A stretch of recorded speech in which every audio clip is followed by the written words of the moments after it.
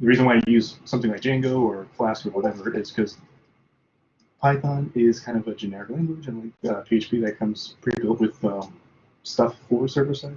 Python is just generic, so you need to use it within a framework to use it on the web. So some of the reasons why we're going to use Django is because it comes pre-built with a lot of features, some of them being a database that you just automatically have access to, a SQL-like database. It also comes with a bunch of like user authentication stuff pre-built. There's a lot of neat stuff going on with Django. So MongoDB is the database that we're going to be using. I mentioned that Django comes with a SQL database, which we're not using. We're going to use MongoDB primarily because it's just something that school does not really touch on.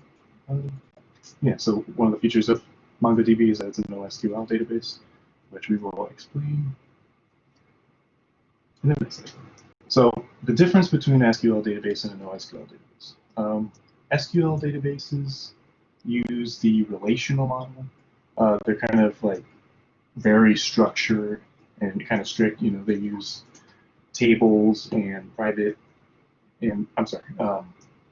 primary keys and use normalization. To contrast that, NoSQL databases are non-relational. They're kind of unstructured.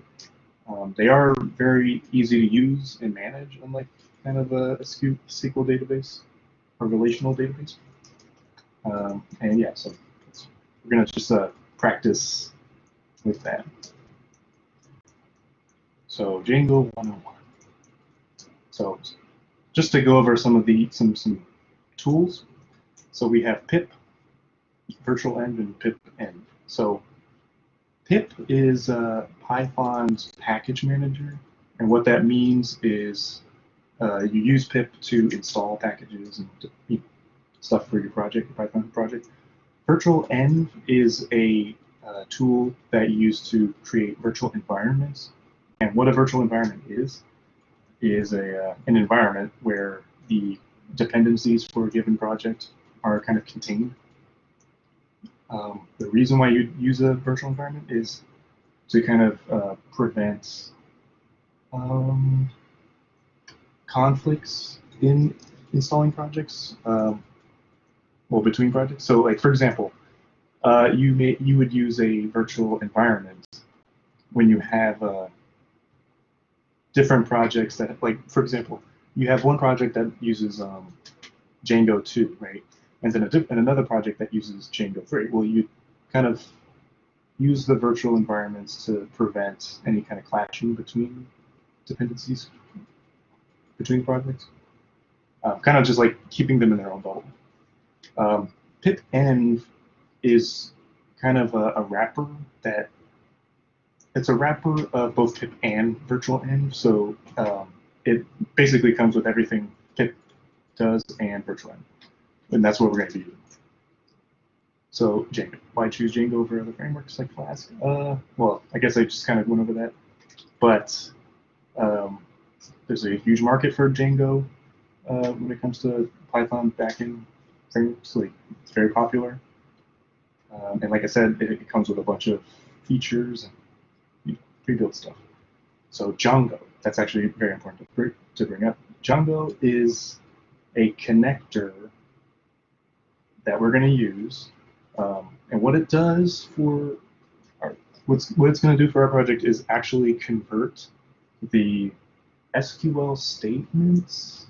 And stop me if I'm going too fast. But so Django is kind of set up to use an SQL database, and it's kind of like set up that way. So Django is a connector that's going to kind of translate the SQL statements into their Mongo equivalents. So where you would have like the SQL statement create database, you would have, or that Django would convert that into like create collection or something. Yeah.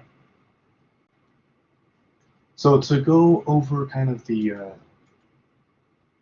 structure of a Django project, So the way that Django projects are actually made or structured is interesting in that you have like the project as a whole, which is kind of like your site, and inside of your project you have individual apps, right? And I guess the idea, okay, so like for example, you would have an app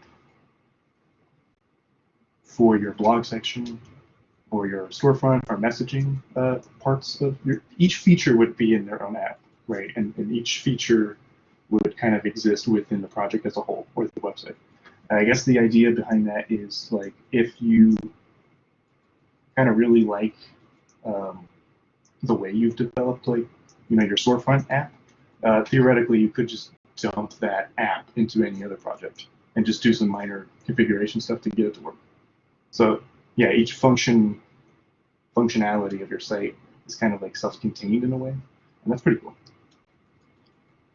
So the settings.py file, that's gonna be, we're gonna be referring to this file a lot throughout the project. This is where you do a lot of, well, it's the main configuration file for any Django project. In here, we'll be doing stuff with databases. This is actually where you connect to the database. I guess we have rerouting and some other stuff. But yeah, we're going to be referencing this a lot. Oh, that's also where you're going to install your apps as well. So in Django, there's kind of two main ways you can render web pages. One is to kind of, in your views, which is just a fancy word for routes, I guess, you could return a string that's formatted in an HTML way, or formatted as HTML markup, and returning that would display that HTML element to the screen. The way that we're going to do it though is through the templating engine. So a templating engine is a system where, well, it allows you to dynamically render HTML stuff depending on like some logic, right? So for example, if you were to, I guess this is a good example given the project that we're working on, which is a social media app or project. So in a social media platform, you have thousands of users, right? And they all have to have their own dashboard or whatever, right? User profile. So without a templating engine, you would be tempted, or you might have to create an HTML file for every single user, right? If you have like 1,000 users, that's a nightmare to maintain. So what the templating engine allows you to do is create kind of like a base HTML that all pages kind of adhere to in terms of the layout of things and styling and all that, and then only modify the parts that are unique to whatever that page is, right? So if you have like 1,000 users, you'd have like a base HTML that is the format for each user page, right? And then you would only change the information specific to the user based on logic or programming. So that's the explanation for that. That's how we're going to do this. So database connection. So two important concepts to understand when you're dealing with databases and Django is, well, first, models. So models are essentially Python classes or objects that Django uses to create data in the database. So they kind of represent like, they can represent like a table or whatever. And migrations. Migrations are kind of used to commit changes or the creation of a model to the database. Okay, so setting up your environment. So this is just like getting into the commands. So when we're creating the or setting up our environment, the first thing we're going to do is install pip, right, which is the virtual environment tool. Once we install that using pip, we're going to enter the environment using pip and shell. And then after that, we're going to install Django. And this is the command for that. We're going to go through this, hands-on, so it's not super important to keep on these lines. But this is just the command for installing Django. Here are some dependencies that are needed, at least the first three. Django, right? So that's the connector that we're going to need. DSN Python, TNS, I'm sorry. We're going to need that as well. So something with this third one, this might just be me, but in all the tests that I've had, when you install Django, it actually tends to, it downgrades your version of Django, because I guess there's like some incompatibility. But even when it does that, it actually fails to connect to the Mongo database for some reason. I'm honestly not sure why, but a solution that I found was to kind of downgrade this package that gets installed when you install Django, PyMongo, to which is another package that helps with connecting to Mongo databases. Yeah, so it's gonna install PyMongo 3.10 something, but I found that downgrading it to 3.7.2 helps the connection process. This is kind of weird, but this is just the way it is. Anyway, so after that, you can, because Django automatically downgrades Django to a lesser version. If you want to upgrade it again after modifying the version of PyMongo, you can use the last command. I'm not sure if we're going to do that, but it's up to you. I found that it works once you downgrade PyMongo. So anyway, moving on. Actually running your project. So the first command is essentially, this is how you create your project. Django admin start project space. And then the name of the project, right? That creates the project. Second command is how you create the apps, which again is a separate thing than the project as a whole. And then the third one is to actually run the development server, which is Python space manage.py space run server. And yeah, so migrations. If you remember what I said about migrations, they're important when you're trying to change or modify aspects of the database. I didn't mention before, but it's never, when working with Django, I don't think it's ever a good idea to directly change the database. You should always change the models or modify the, we'll get into that further down the line, but yeah, you never want to change the database directly, is what I found. So the migration commands are Python space manage.py space make migration. And that kind of like marks the changes that you've made for updating. It's a little weird, but, and then Python, migrate, whatever, just the migrate command. And that actually updates the database according to the models that you've changed or modified or created. So with that, let's see if we can actually do some hands-on stuff. I'm going to stop sharing real quick. Real quick.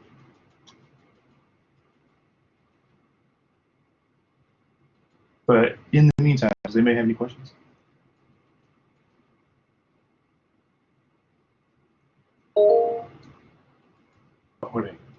Okay, so Diego kind of brought something up earlier. Does the version of Python matter, or does it have to be a minimum version and above? Oh, that's a good question. Oh, yes. So for what we're doing, Python 3. Well, actually, I did mention this last time. Yeah, Python 3. I failed to bring that up again in the refresher. But yeah, Python 3 is what we're using. So any version of Python 3 and above? Yes. Okay.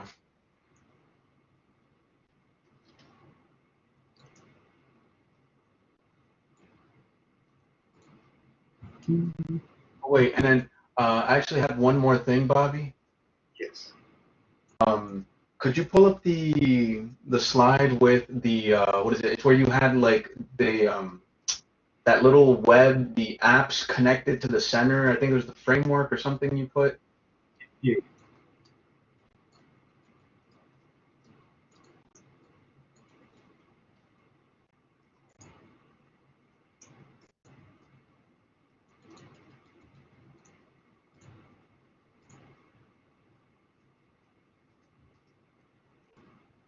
I think slide 9. Yeah. Does this need a further explanation? Well, wait. So does this imply that with one Django project we could have multiple apps? Yeah. So the way that it's structured, ideally, I guess this is their like philosophy.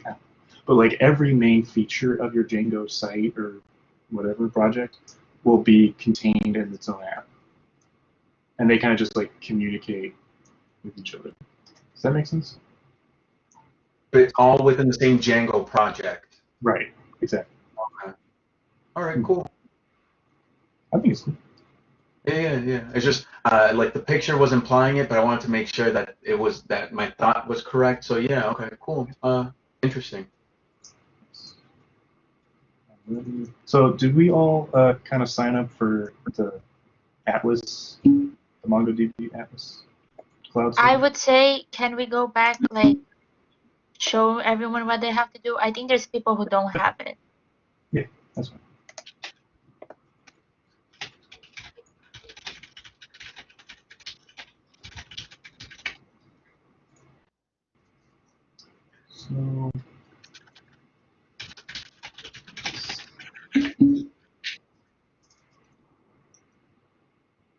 So, yeah, if you go, let me put this link in the.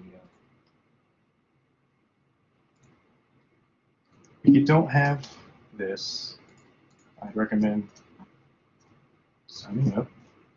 That might be that. Anyway, so sign up for MongoDB Atlas. This is where we're actually going to have our database on the cloud. So we're going to,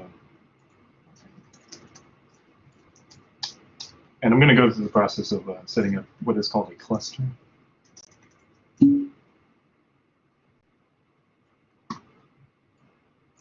It's free for our purposes. I'm going to show you where you can.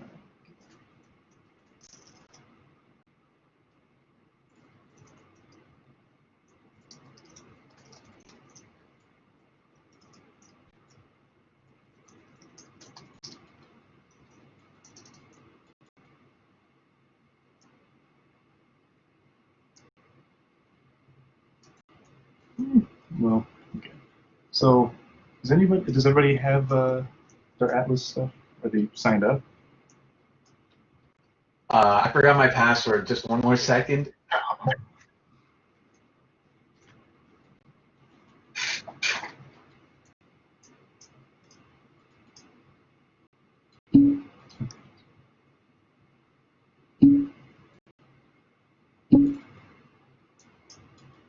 Um, All right, fine. I won't be awkward. You can continue. okay. So, I set this up a while ago. I don't really remember. But anyway, so you're going to create a new project. Um, but has everybody? Let me see. Well, I don't know. AWS is fine, I guess. So you're going to name your project something.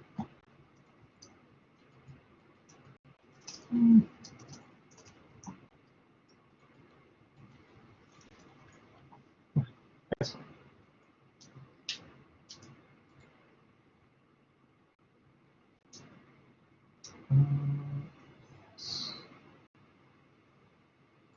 Is everybody able to do this part?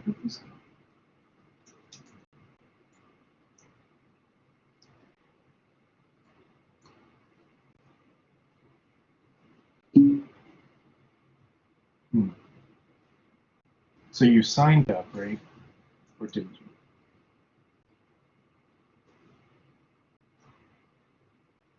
Kingsley.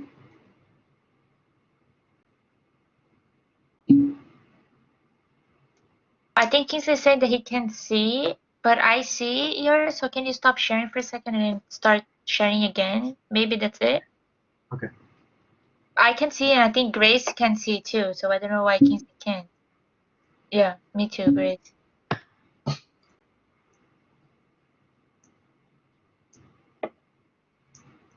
Can you see now, Kingsley? You can unmute yourself to ask a question. Kingsley.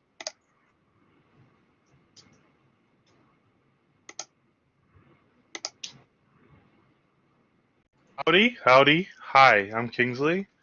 No, I do not see his screen. It says Bobby moderator, but I do not see his screen. It's just blank. Then I says Bobby. think It it says might be Bobby is. your connection. It says Bobby is sharing, but I do not see his thing. Misha is asking if are you on Firefox. I am. Don't go on Don't go Firefox. on Firefox. I think she has something against Firefox, but I will switch to Firefox. I mean to Chrome. Misha Or is they saying spy on the you. baby collab is not compatible to Microsoft. Is there Okay, a I little will. small Baby. box on the bottom with the like? Sometimes you'll see I'll like a go to little the box at the spyware bottom. called Chrome. Okay. Yeah, Lou, that's a user error, not a development error, but okay.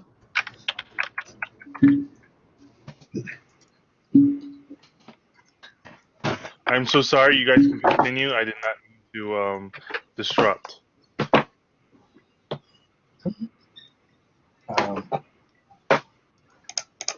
Okay, so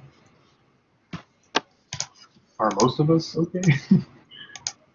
Yes. Yeah. Okay. So yeah, you can create your project. We were all able to do that, right?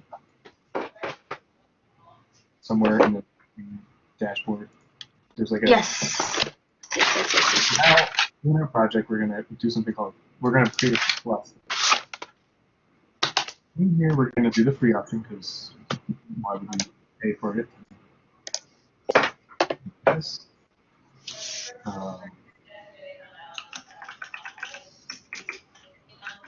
That's Okay, so you leave everything as is, right? The beginning, and you just change the name.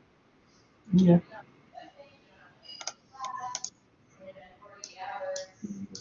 Great. This actually takes a minute, so we may revisit that in a second.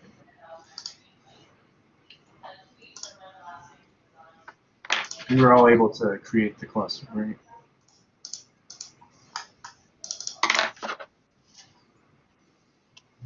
I did. Cool. Okay. Everyone else? Waiting for feedback. I don't know. So we're gonna just forget about that for a second.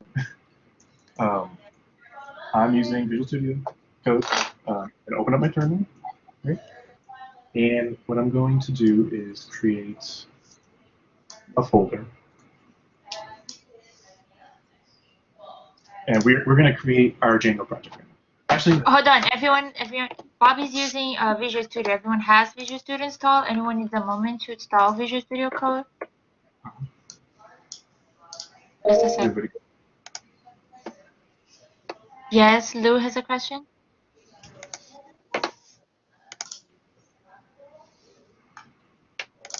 Lou?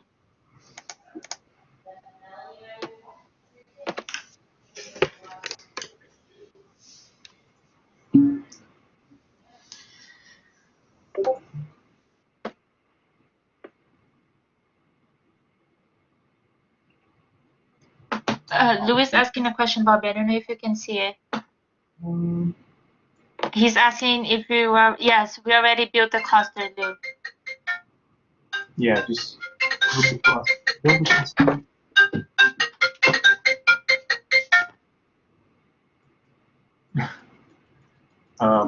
Well, I guess it's building right now.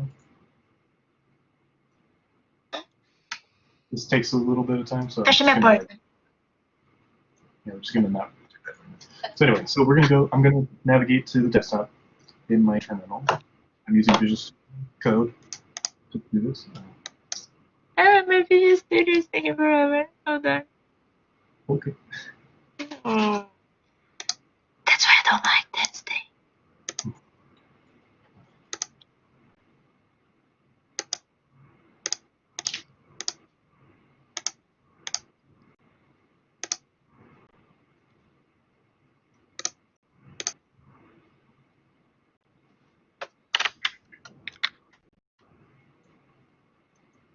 You can continue. Okay. Sorry. So I'm gonna go through the process of like creating the environment. So right now I'm gonna make a. Let's look at all the folders on my desktop, which is a nightmare. Okay, so I'm going to create a folder for the app that we're making, or the project. We're doing a social media platform. We're going to call it Tweeter, because whatever, that's the name of it, so I'm going to name it that. I guess this is a good practice with the Linux command stuff, but I'm going to make a directory on the desktop and call it Tweeter. Okay. Now I'm going to cd into it. Okay. Now from here, what we're going to do is use the Python package manager to install our virtual environment tool, which is pip. And I already did this, but yeah, if you run it, it should install. Go through the process of installing pipenv. Are we good with that so far? Yes, it's going. Okay, cool. So after we install pipenv, we are going to enter the environment by typing in pipenv shell.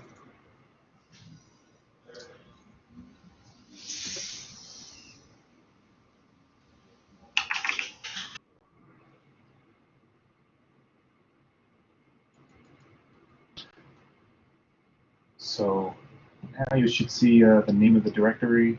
Now, we're going to actually provide you with a template, because I don't know, well, okay, Misha has created a template for all of you to use, so it's not going to have, like your social media stuff isn't going to look like ours, so it might not be Twitter, whatever. We're going to share those HTML files on Tuesday probably, so that you can work with that. Like make your own logo, you know. But anyway, so mine is Twitter. Yours could be whatever you choose. Can you give just a second? I can't install the pipenv. I'm having a problem. I don't know why. What is the problem? Let me try it again on the command prompt. Yeah, what's the command that we're supposed to type in to install? Pipenv. Pip. Let me type it. Pip. Install. That's the command. Do you see that? Can you post it? It's I just can't small. see it. Okay, I'll post it. Can you post it on here on the? Why am I having trouble viewing your? Oh, never mind. I know why. Never mind. That's Oh, Pip. Yeah, so you're using the Python package manager pip to install the pipenv tool. And then after that, you're going to just use pipenv. So after I got like a prompt that says successfully created virtual environment, but then it kicked me back out to the regular like path. Like it doesn't have tweeter bash. I don't have that kind of prompt. Pip is not recognized as a system. But it does say, that it successfully installed pip environment, and then it also created the virtual environment. I wonder, is there any way I can check if it's in the right place, or?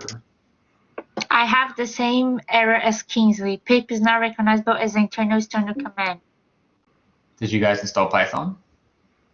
I have Python installed.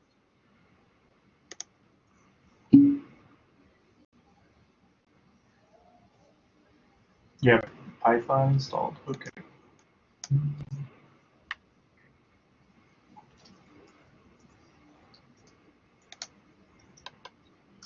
Can one of you post the message or the actual, take a screenshot? Kingsley, can you see the message here? Kingsley posted pip install environment. That's the same thing I have. Pip is not recognized as an internal external command. Operable program or batch So file. when you so when you install Python, I probably should mention this next. Okay, when you install Python, you get this option that says add Python to path. Oh, okay. I didn't know that. Oh, hold on.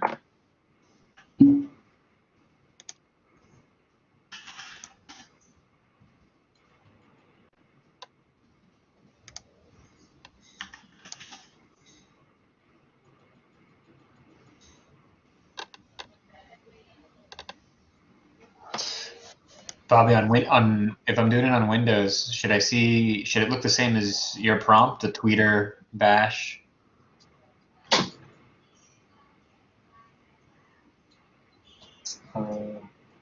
Could you use? Are you using? What are you using?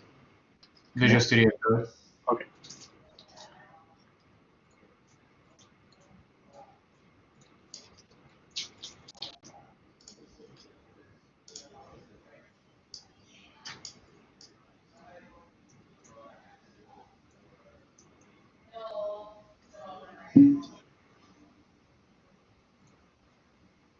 What if I try pip environment shell again? Pip environment shell.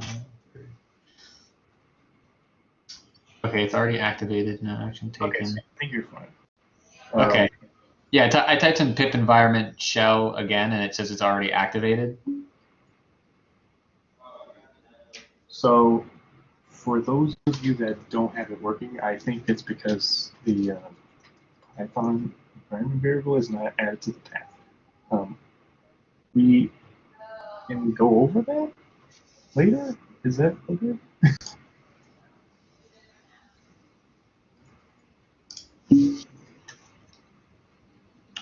King, Lewis, is that the problem you have too?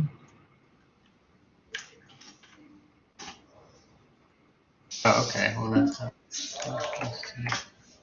Oh no, that works.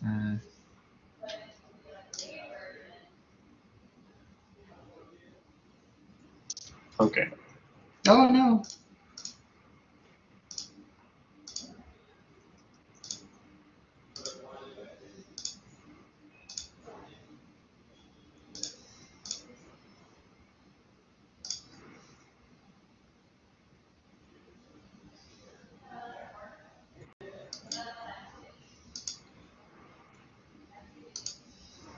I'm installing the Python, but I think if you want to continue, maybe you can. I don't know how everyone else is.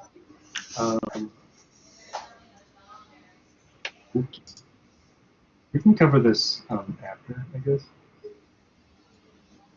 Like adding it to the path later. But I guess to move on, so once we're in the environment, we're going to actually install Django itself. So we're going to type in pip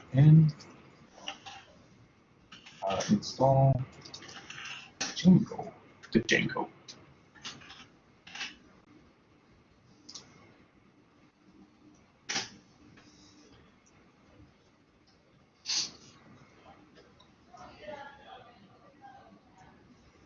Diego, do you see this working? Yeah, I see the same thing. Okay.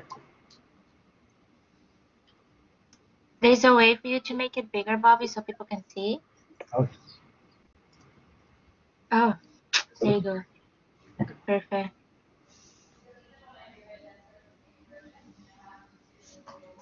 Okay, so once that installs, we're going to install the dependencies, or the other dependencies we're going to need. So the first thing we're going to do is install that Django database connector that I was talking about. So it's install Django.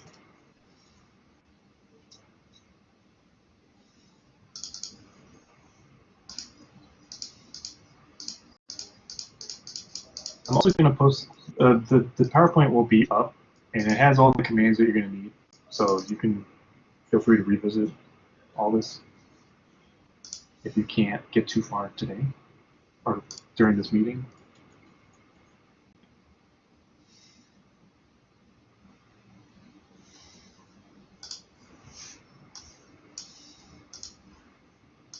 Okay. So after Django's installed, we need to install another package called DNS. Install DNS Python.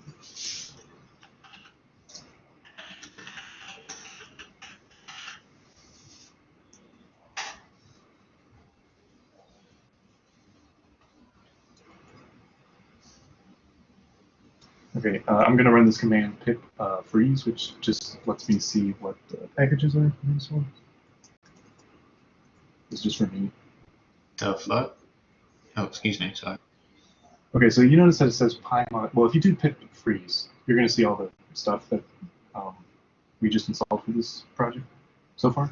And you see PyMongo 3.10.1. Like I said when I was doing the PowerPoint, this seems to cause a problem for whatever reason. Django just cannot interact with Django with this version. So what we're going to do to solve this problem, and hopefully it actually solves it for everybody. It did it for me, and this is what I found as a solution. Yeah, we're going to downgrade that version of PyMongo. Pip in install Py, no space, equal, double equal sign, 3. And Django. So pip n install PyMongo Oh, no. 3.7.2.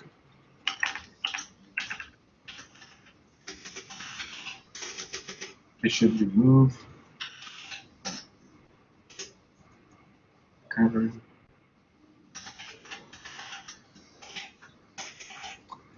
Let's see.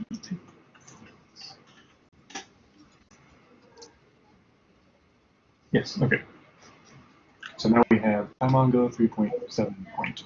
It's a little weird, it's annoying, but this is just the way that I found to solve the problem that we would eventually get to if we didn't do this.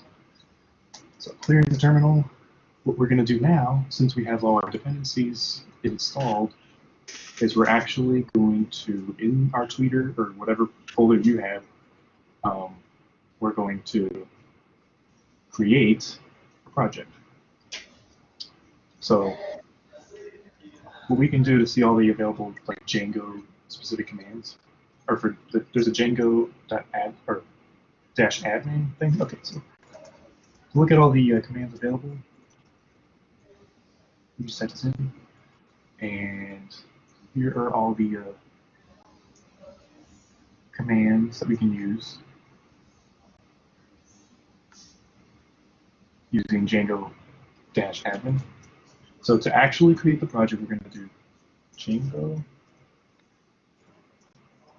admin space start project space the name of the project.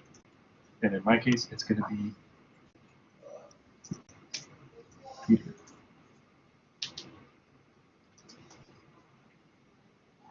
Cool. Does this make sense so far? Yeah, I guess so. Okay, so now what I'm going to do is I'm going to open up the Django or the Twitter project. It's desktop. Don't look at the mess that is a desktop.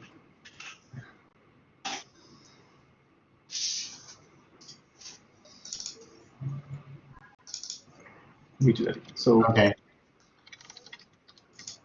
let me do that again.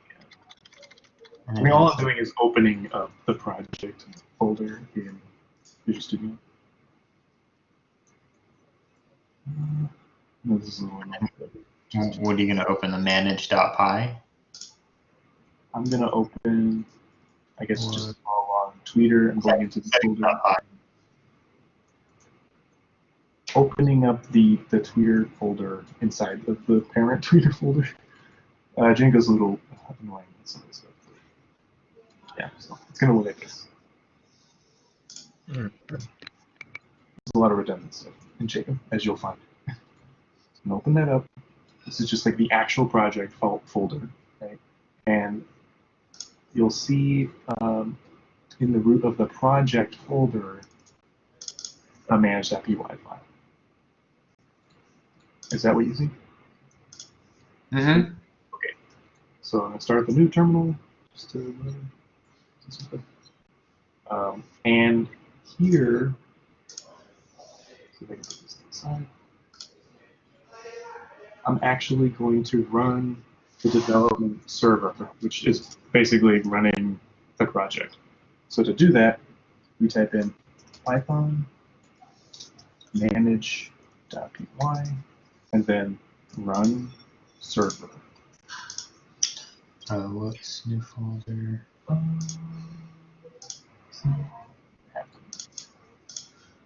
I'm sorry.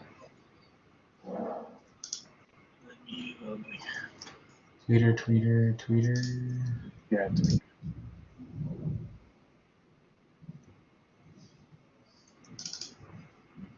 Oh, we want the second tweeter. Okay, that one. There it is.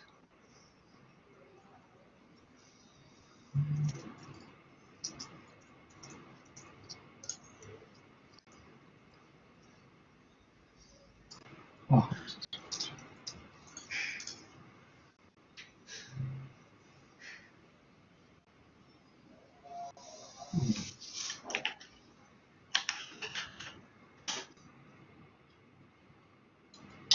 Oh crap, okay. I confused my own self. Okay, so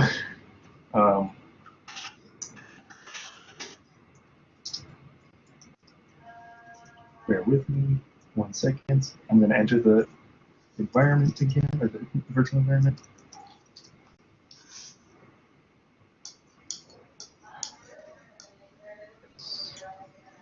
Okay, so when you do what I just did, remember to enter the virtual environment again. And then you CD into the actual project folder. This is a little annoying right now, I'm sorry. And then after that, using the ls command just to make sure you're in the right directory where you can see the manage.py file, then you run the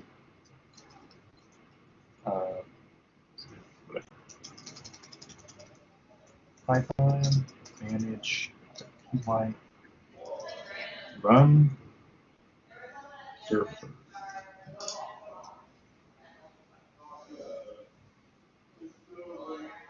And now you'll see that it gives us so it's running the server, and you'll see that it points us to this localhost right here.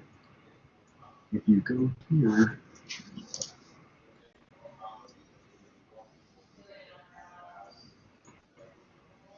you open up in the browser, oh good. You should see this. Are we good with this? Does this make sense? What you type in to start running the server? Oh, the command? It's Python space manage.py space run server. One word.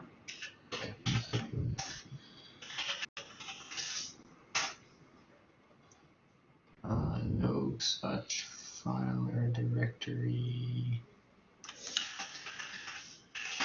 Gotta go in one more.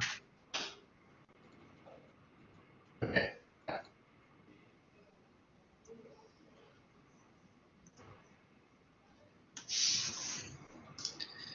So, Diego, are you okay?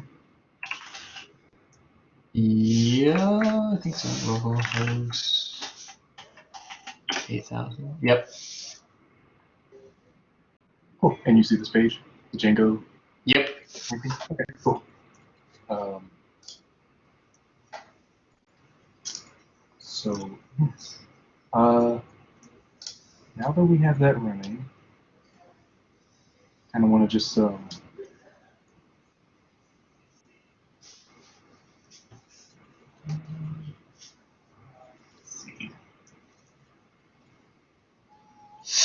just go over the basic structure of the Django project, right? So you have your Django, main folder, right?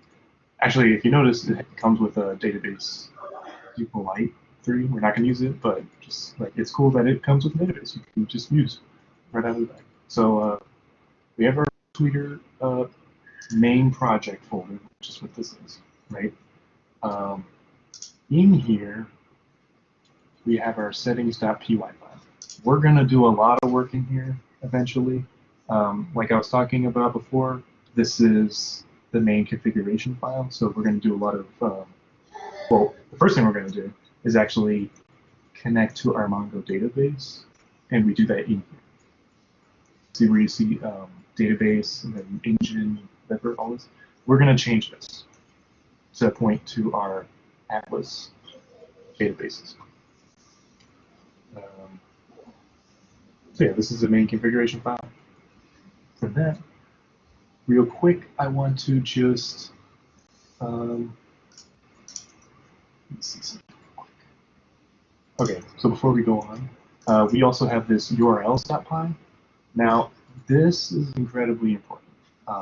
We have this list of URL patterns, and what this actually does is it actually, like, this represents the routes, I guess.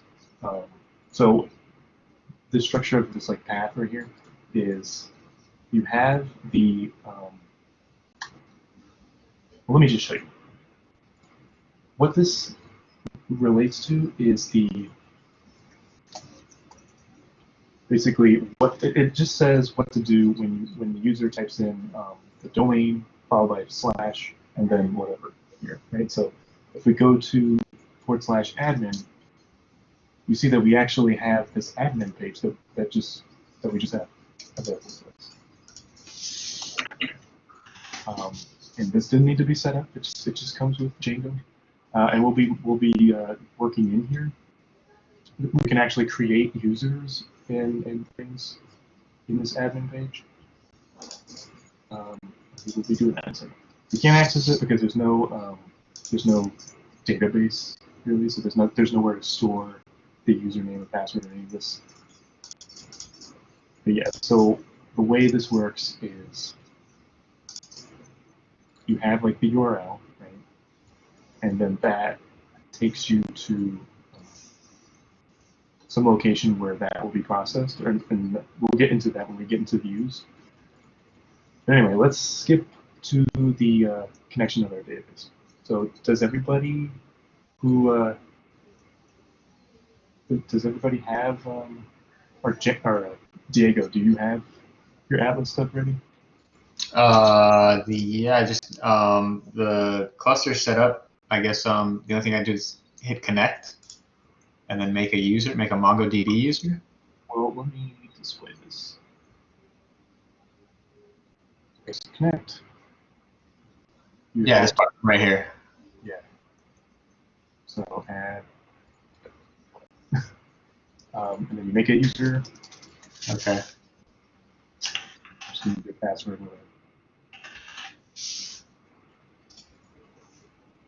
Password. 1, 2, 3. Who cares?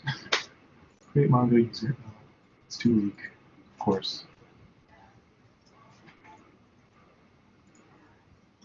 Cool. Choose a connection method. We're going to go to connect to your application. Version, okay, no, we're going to use Python. Version 3.6 or later. So we're actually going to, and then we're going to copy the string here. Right. Okay. We're going to, I'm just going to paste that here for now so I can work with this. Okay, so what you're going to do with the string, you're going to change the engine first from this SQLite tree, and we're going to change it to the connector that we installed, which is Django. After that, we're going to get rid of this. This is going to be the name of the database that we're going to create in our cluster. I'm going to name it Tweeter DB.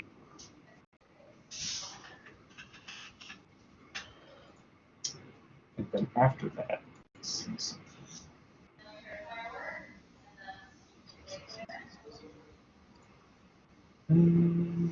Okay, so after that,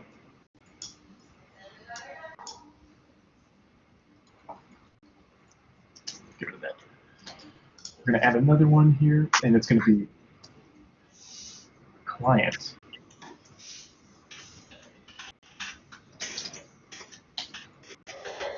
And then we're going to paste the string here. This is going to allow us to actually connect to the database. You got to replace where it says password with your password that you created. I have a super secure password. We're going to change where it says DB name to the database that you're naming it, which I have Tweeter DB.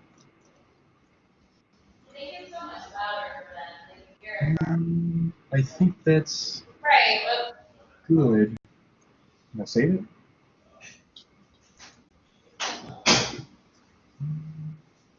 Save.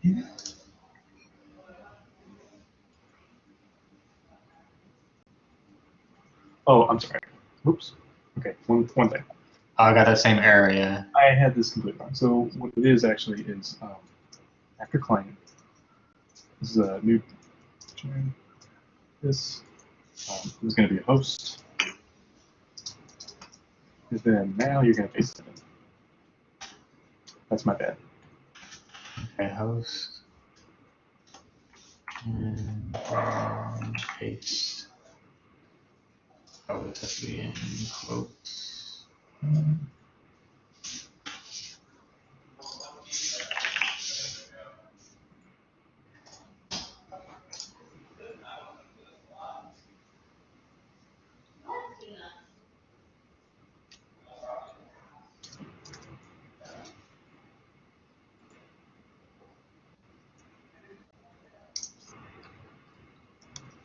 I got an error. What was your error? My error is pymongo errors operation failure bad authentication. Authentication failed. Oh,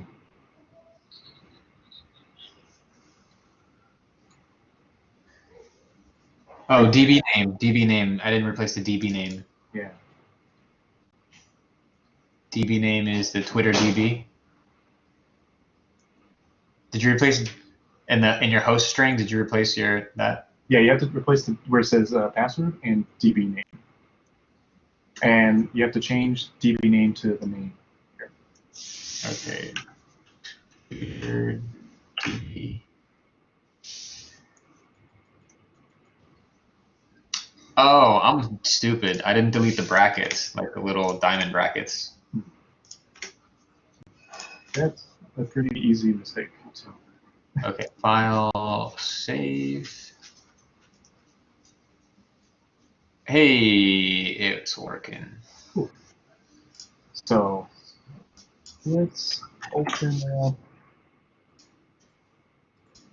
database real quick.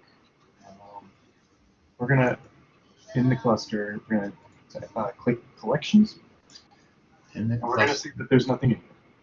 Which is fine. Yeah.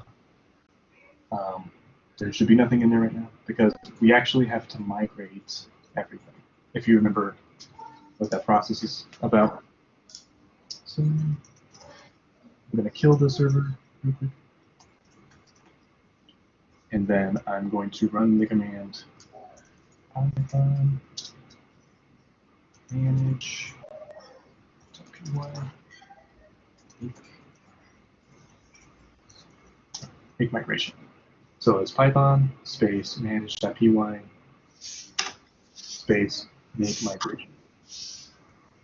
Python.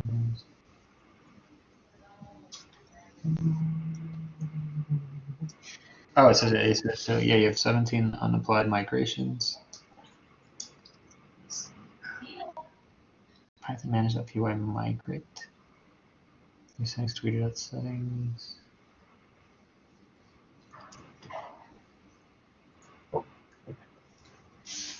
So there should be really, it should give you like, what does it give you, Diego, actually? What do you mean? Where? You ran that command, right? The Python manage.the migrate? Yeah. No, not yet. I was trying to figure out how to quit the server. Control break. I'm sorry. That's Control C. Oh, okay, Control C. Okay, that's what I did that. Now Python. Do I have to do pip environment again? Or am I already in the pip environment? Okay, I think so. And then Python manage UI. You leaving? Later, doggy. All right, bro. Later. Migrate. Operations to perform. Apply all migrations. This version of Django does not support. No, blah blah blah blah blah. It's applying things. Okay. Okay. Looks like it looks like it worked.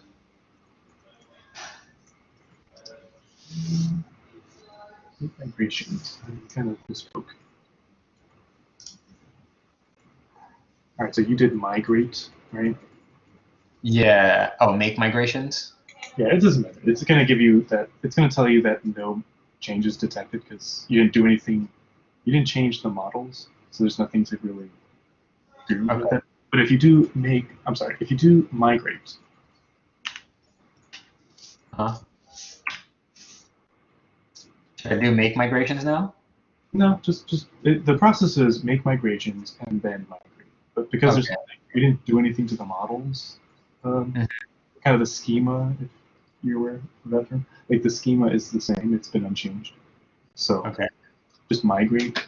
So after you do migrate, you're going to go to your Atlas thing, refresh the page in that cluster, and you should see the database populated. Refresh the cluster. Where do I see? So collections. Yep. And as you can see, Django comes with a bunch of stuff. They just add users and all that. Anyway, so now we are officially connected. Okay. The project is connected. Bye. Ready to leave? Bye.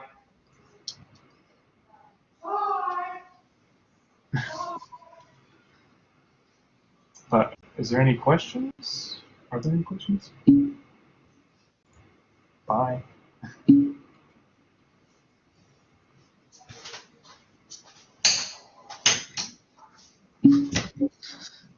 Bye. Oh. Oh, sorry, I was saying bye to my sister-in-law.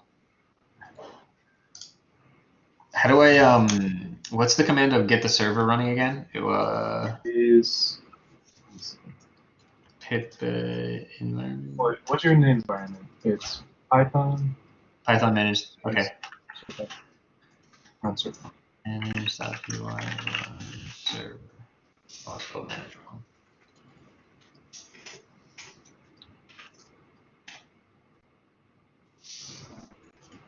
Okie dokie, refresh. All right, yeah, it's back.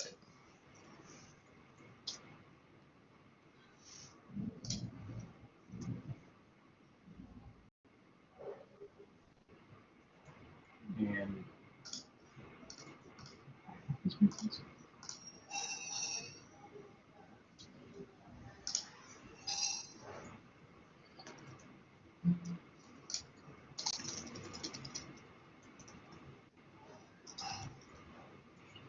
Ugh.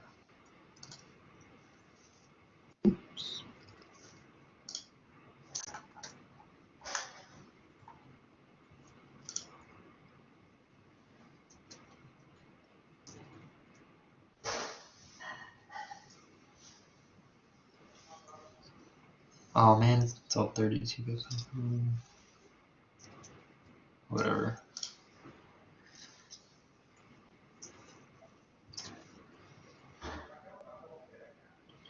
Okay, so the next thing that I want to kind of go over is getting access to this admin page, which we currently don't have. But now that the database is set up, we can actually create a super user where we can basically just be an admin account. So we're going to kill the server real quick. We're going to type in Python manage.py create super user.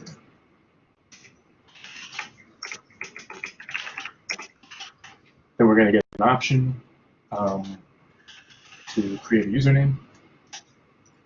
Body. Email address. Just better. This is okay, whatever. Don't email this. It's gonna go to somebody's email. Okay. Oh, that's actually. Whoops. Can you just leave it blank? Or Yeah, no? I'm just kidding. And then. Okay, there you go. Password again. Password is too similar. Byword. Yeah, good anyway. Okay. Okay. Once you So see that user, then you run the server. Yes. refresh the page, and I should be able to log in, assuming. And I'm in. Okay.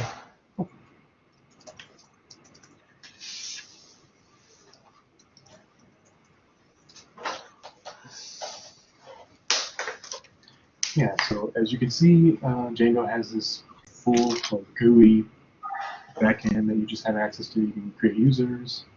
You do a bunch of stuff. Groups. You have a lot of stuff.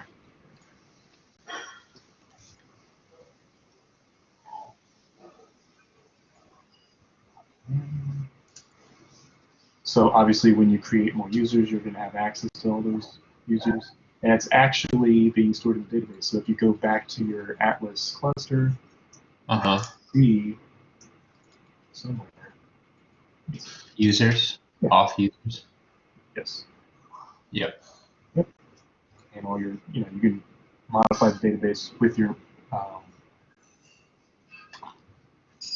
models so that you have a bunch of users, different types of users, profiles, whatnot. Are we all good or good enough, or is this like understandable? Do you need me to like explain more? I mean, the answer is definitely yes, but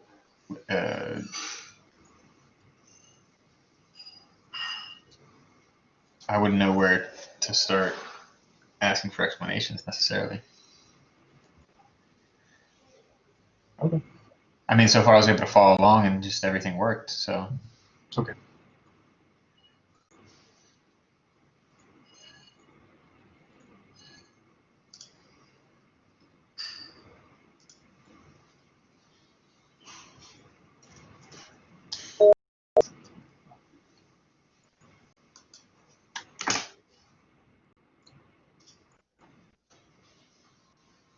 Okay.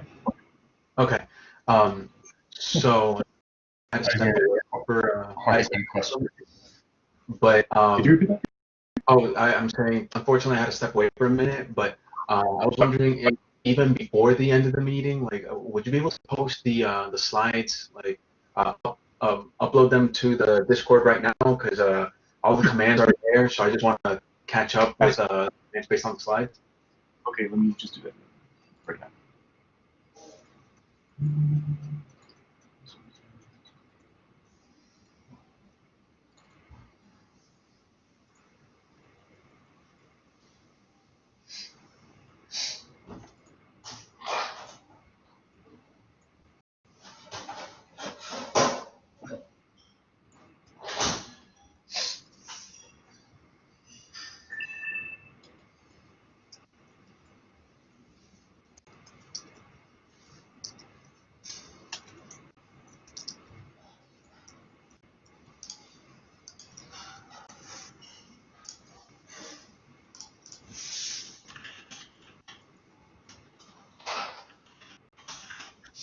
All right, I see it. Thanks.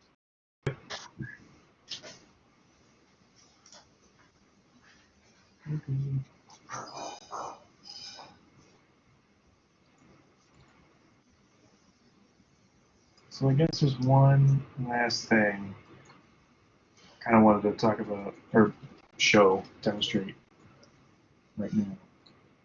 And that is routes and,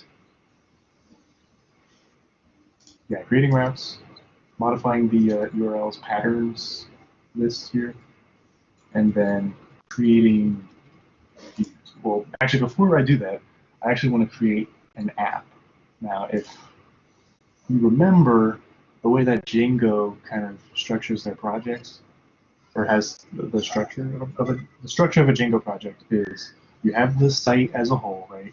And in the site, which is the project, you have different apps that are kind of in some way self-contained, and they kind of relate to a specific feature or function of the site. To go back to the slides, like you have an app for your users management, whatever, and a separate app for a storefront, so on and so forth. So for the end, I kind of want to go into that.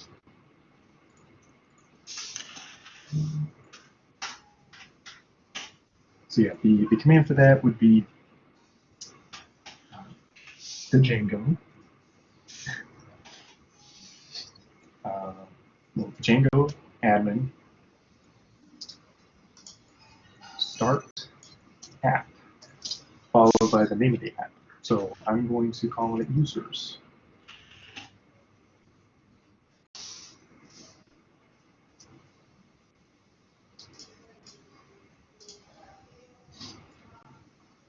And so now that we ran that command, you can see in the folder structure, the file structure of the project, you have Tweeter, just like the main project folder, and then you have the newly created users app.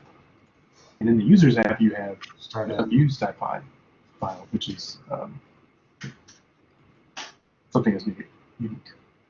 Now in the views .py file, this is actually where you're going to create your, I guess this represents the actual pages.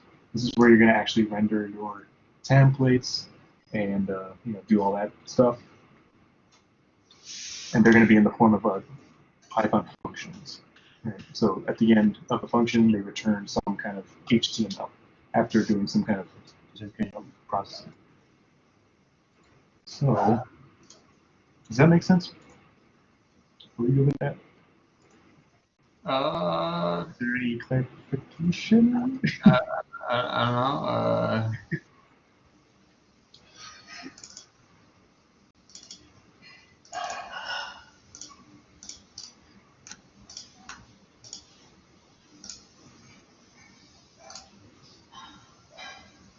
Split, maximize.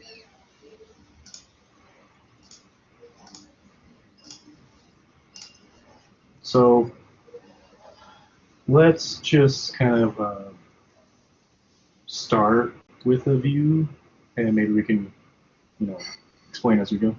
So I want to create a view, which is basically just a page, right? They're in the form of Python functions. So what I'm going to do is. Wait, hold on. Sorry. How'd you get the views thing? Okay. So. Oh, I got it. Okay, I got it. Never mind. Yeah. Under the app that you installed. Yes. Or created. Oh, that actually reminds me. So once you create your users app or whatever app you're making, you actually have to go back into the main settings.py file. Make it bigger. So in the main settings.py file, you have somewhere where it says installed apps, right here. Every app that you create, you're actually going to add them to this installed apps list. Okay. So what you're going to have to do is go into the new app that you created. Yeah. Do the apps.py, and this is the thing you're going to copy. Copy that, users config. It's going to be different depending on the app. Back to settings. Yes, back to settings, and you're going to top, type in users apps config. And make sure you keep that that comma at the end because it's a list. Okie dokie. And I'm sorry, I actually misspelled it. It's apps with an S. Okay, so now that's actually going to work. So we can close this out, apps.py, and now we're going to create a view. We're going to create the view first, and then we're going to actually link it to, or create a URL pattern for that view, if that makes sense. If it doesn't make sense, hopefully it will in a minute. So first thing we're going to do, create the page or view, right? So how I'm going to do this is define a Python function. Def. I'm going to see this. You have a question for me? Oh, kind of. Well, since you just mentioned it, so are views kind of equivalent to like routes in Flask? Yes. Or so okay, so these are the functions that get triggered based on the URL that the browser goes to. Right, and that URL is defined in your main urls.py file in this URL pattern list, right? So at this point, basically, what this specifies is when the URL has /admin, go here to render something, right? And this will make more sense in a second, but that's just how it just works. Does that make sense so far? Okay. Yeah, no, that makes sense. Yeah, I've seen that before. So Yeah. Okay. Okay. So we're gonna do. Oh, but, well, I might not be the best benchmark for making sure that everybody understands, though. Did that kind of make sense to you guys, though? Like what Bobby's about to get into? I mean, like it makes sense on a basic level. Like, I mean, and I understand. Like, yeah, once what if the URL says /admin, then go to then this page. Yeah. So if the URL says /admin, then it's kind of pointed to a Python function in the views or whatever, and then there is where the HTML gets rendered or returned. Yeah. And it doesn't make sense now. Repetition, practice, whatever. Should try to move that down.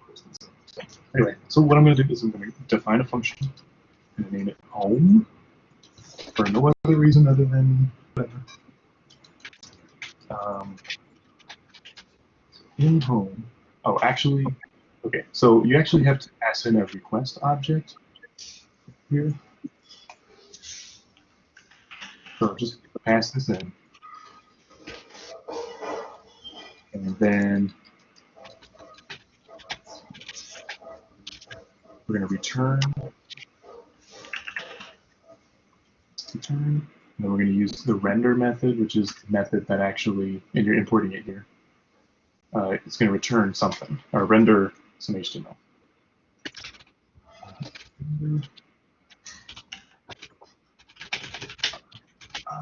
Oh, actually, let me do something first. We'll get to that in a second. I'm sorry. So before we do that, before we use the render method, I actually want to just to quickly demonstrate something. We're going to import something called HTTP response. HTTP response. And we're going to do that here. Django. So from Django dot HTTP import capital HTTP response.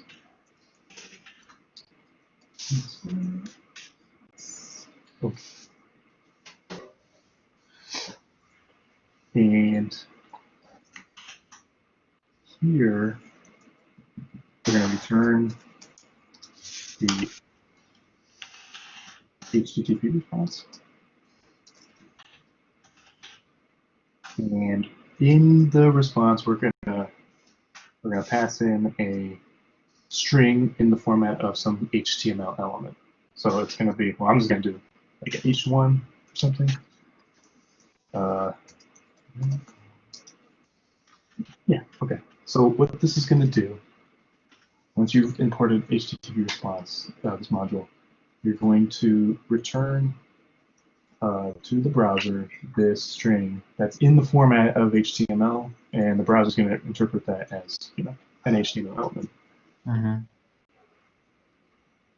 So saving that, this isn't going to work because it doesn't really have this is just a view without like anything pointing to it.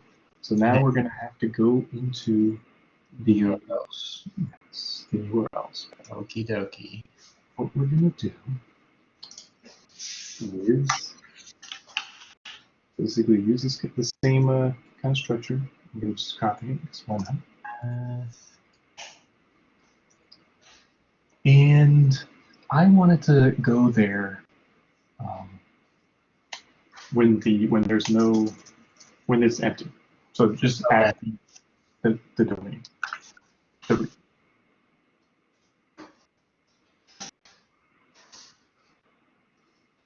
So the first thing we have to do is we have to import views, the views from the users app. So we're going to type in import users. I'm sorry.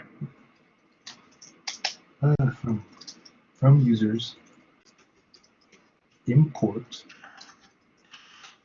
views, and this is kind of important. So you could just import the views directly like this, but the problem is the more apps that you have, the more views you're going to have to import. So it's going to be like from users import views, from store import views. So that's not good. That's not good. So what we're going to do is we're going to import views as something else. So I'm going to say users underscore views. Does that make sense so far? Kind of. I mean, no, but keep going. Oh, okay. Do you have a question, Jorge? Do you think there's a better way to explain this? Repeat that part. Which Only because I'm still doing a lot of the install commands. But so sorry. you said that instead of just importing views, even though that would work, we're importing views an alias. Yes, exactly. Because the more apps we have. Is it because each app can have its own views? Yeah, yeah, exactly. Every app has its own views.py file. So, Okay, so it's better to import them as and then apply an alias so that we don't mix up all the different views. Exactly. Oh, okay. Yeah, I mean, I thought that much, but okay. Do we have to change the URL pattern for Okay. Yeah. So instead of this, because this doesn't make any sense, we're going to point it to user views dot home, and that's the name of the function that we defined that would return my home page. Where does the because okay, that's because you defined the home function. Okay. I think I did. Let me see that. I was wondering where you got home from. Yeah.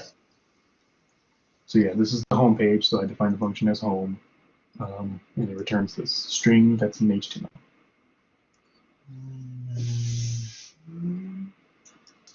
Let's see. Let's see if I broke everything. I'm gonna run the development server again.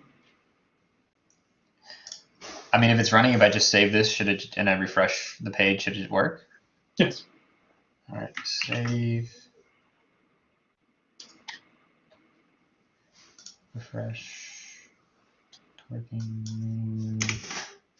Yes. All right, that's cool. Yeah. So basically, to kind of reiterate, when the URL is just basically the domain, which is what the empty string is, the URL pattern points to user views, which is the views that we imported from the views.py file from that user's app, and then to the home function, which is the view. And in the view home, we return an HTTP response that contains a string in the format of an H2 element, or H1, I'm sorry. Does that make sense? Say it again. Sorry. Can you repeat that? Repeat which part? Ooh, the last 5 seconds. Does that make sense? Yeah. Okay.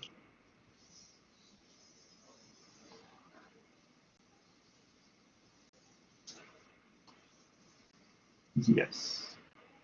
So, are there any questions? The thing about Django, there's a lot to get into. So I think it's good to ask questions throughout the entire thing, because there's just a lot. So is there anything? Well, I have a question, but not with what you kind of went over. But Sure. what's up with the dependencies though? Like, I'll accept if it's just something that's required, but why do we have to install DNS Python? Because it's required. Okay, all right. Well then, I'll ignore that one. But why? Oh, go ahead. I'm sorry. Go ahead. So in my figuring this stuff out, came to some kind of issue with getting Django to work. Well, okay, so when you install Django, I guess it's mentioned that it's not supported with the newest version. Well, actually, I can't even say that really. So when you install Django, it installs a version of PyMongo, right? The newest one, I suppose, version 3.10 point whatever. Okay. And for whatever reason, I'm not entirely sure. So for whatever reason, it just doesn't work when you actually try to do any migrations with the database or whatever. When you have Django, and I don't know, there's something that doesn't work right. The solution that I found was that to downgrade the version of PyMongo to version, 3.7 point whatever, and that seems to clear things up.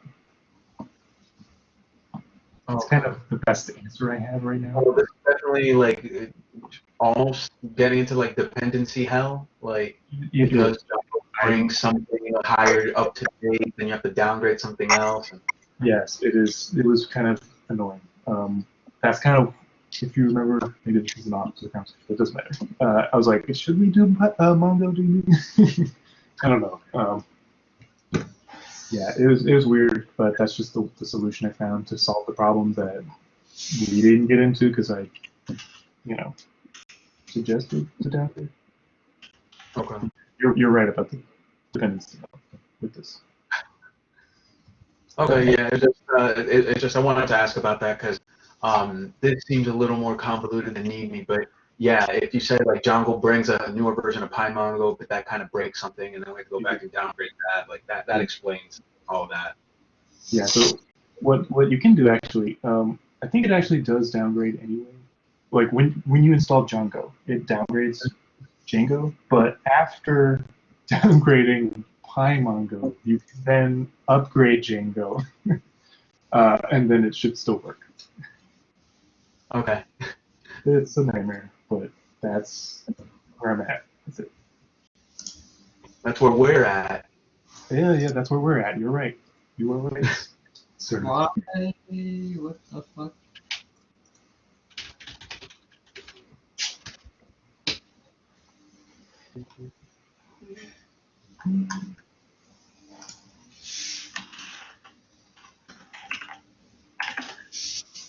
Well, does anybody else have any comments or questions or anything that they want cleared up, since we still have 10 minutes?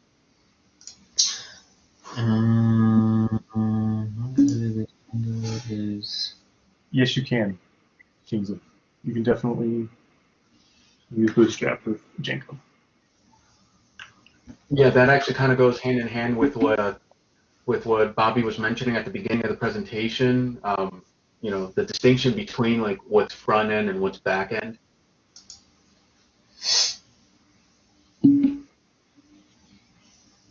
But if you have any specific questions, you should feel free to ask, Kingsley.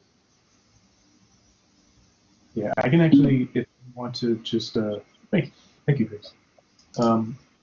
There are some good tutorials or whatever I can point you to, Kingsley, that go through the process of installing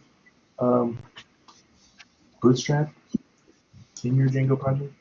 We're not going to do that because we have a template that Misha created with CSS. We're just going to use it for our stuff. But it can be done, and it can be done easily. So I'll put that up. Just for you.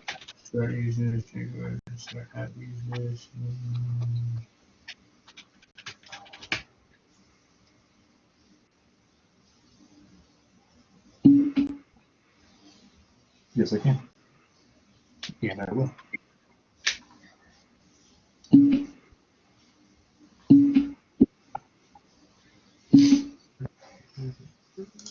The PowerPoint is already on the resources pages, and in a couple of hours, when the video is done on the BB collab, they had to do something. I'm gonna be posting the link to the video. So everything that Bobby did is recorded, and we're gonna upload it too. So, just to kind of go over some of the things we're going to talk about Tuesday, since whatever. So we're going to go over the templating system. If you remember me mentioning in the beginning that templating is just a way for you to dynamically render HTML to the browser. We're going to go over that. Tuesday, I think, is when we'll give you the template.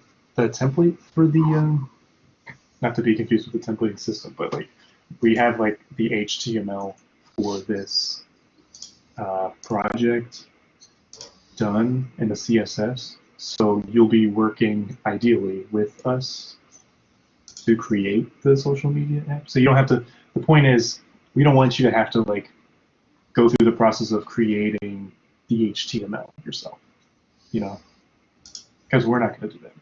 But we're not going to do that with you, because this is a very back-end heavy. We're really focusing in on the Django part, the Python part, database stuff, Yeah, you can totally do it. There's nothing stopping you from doing it. Okay, cool. Well, I mean, if no other comments or questions, then yeah, I think we could just wrap up.